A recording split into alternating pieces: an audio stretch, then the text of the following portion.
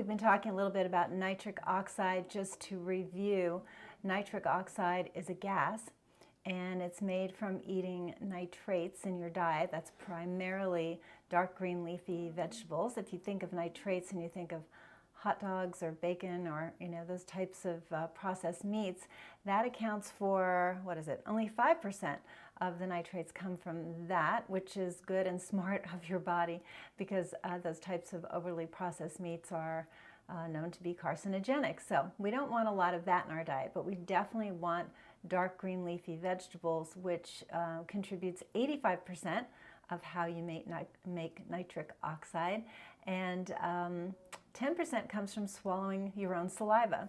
So I think most of us swallow our own saliva. You don't spit it out. And but how healthy is that saliva? So that's the key. So the reason I wanted to talk about toothpaste is that when you eat the nitrates from the dark green leafy vegetables, you then turn them into nitrites, and then you turn it into nitric oxide. But the enzyme that accounts for getting that ultimate product of the nitric oxide occurs not naturally in any mammal, including humans. So we don't make this enzyme. We actually get it from our bacteria. So you have to have healthy bacteria in your mouth, where this all starts, healthy bacteria in your gut, in order to make this very important nitric oxide. And nitric oxide oxygenates tissues, it relaxes your blood vessels, so that's the association with high blood pressure and heart disease.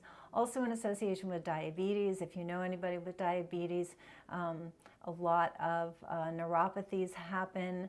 That's to the nerves being injured, lack of circulation, so damages kidneys and eyes. People lose circulation into their feet. So all of this has to do with circulation. All of this has to do with oxygenation.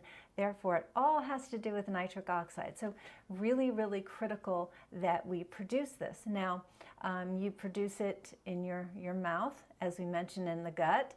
We also produce it in the lining of our blood vessels, but we're only good at doing that up until about the age of 40, and then it really drops off very precipitously.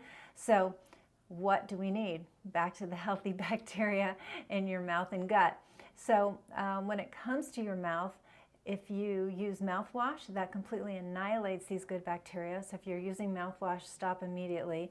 And I'm talking to apparently 2/3 of the US population. I had no idea that mouthwash was popular. I just didn't. I've never used it, and so anyway, just wasn't on my radar. I'm not a dentist by trade, but yeah, it just annihilates these good bacteria. You want to stop that. And also, if you have a toothpaste that has fluoride, if it has sodium lauryl sulfate, you want to stop that as well, because the fluoride destroys the good bacteria also. And I know you've heard your dentist with the fluoride treatments and all of that, but that it really has been refuted. Fluoride is a toxin, and while it can somewhat help with teeth, the downsides of fluoride as a toxin, especially in this relationship of destroying these good bacteria in your mouth and not allowing you to produce nitric oxide, far outweighs any benefit fluoride might have on your teeth.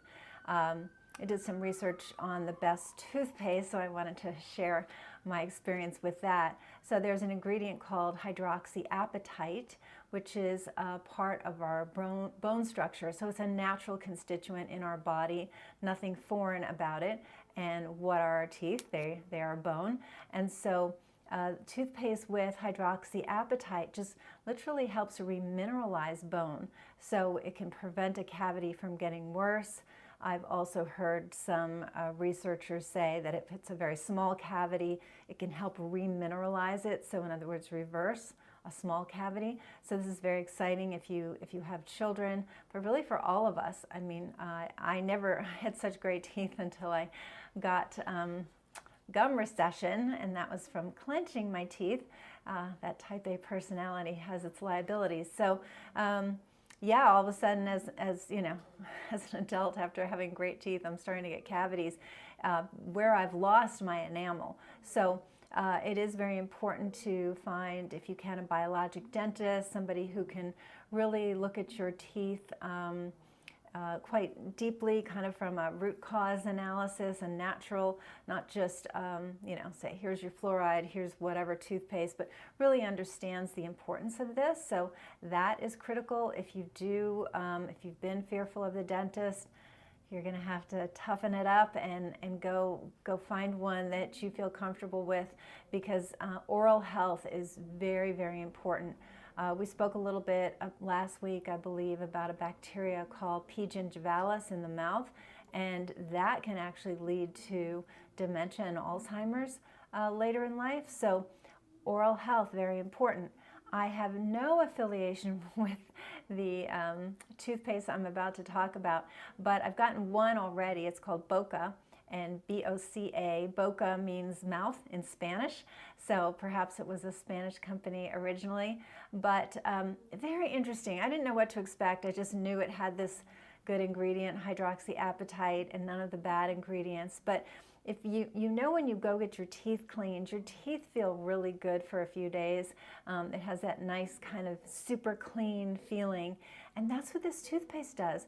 The other nice thing about it, if you have children, they can swallow it and it's not a problem, because and a lot of times people don't realize this, is that toothpaste says on the label, like, do not swallow. So I can't imagine that children don't do that all the time, let alone adults to some degree. But this one's fine if you swallow it, and they actually tell you not to rinse it. So you brush your teeth, just spit, and then leave any residual there. You don't have to rinse it. It's better if you don't. And yeah, it's very interesting. I could really feel the difference, which I was surprised. The other company is called Risewell.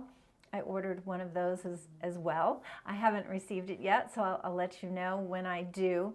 But really the topic here today is appreciating that your mouth, the oral bacteria in your mouth are either moving you toward good health or really drastically away from good health, with no nitric oxide leading to high blood pressure, stroke and heart disease, also ED, also dementia, and diabetes. And I'm going to do a special, a separate talk on diabetes and its relationship to nitric oxide. And then hopefully by the end of the week I'll have some exciting news on a supplement that's going to be available that is pretty exciting in this field, because remember that nitric oxide is a gas and it lasts for less than a second.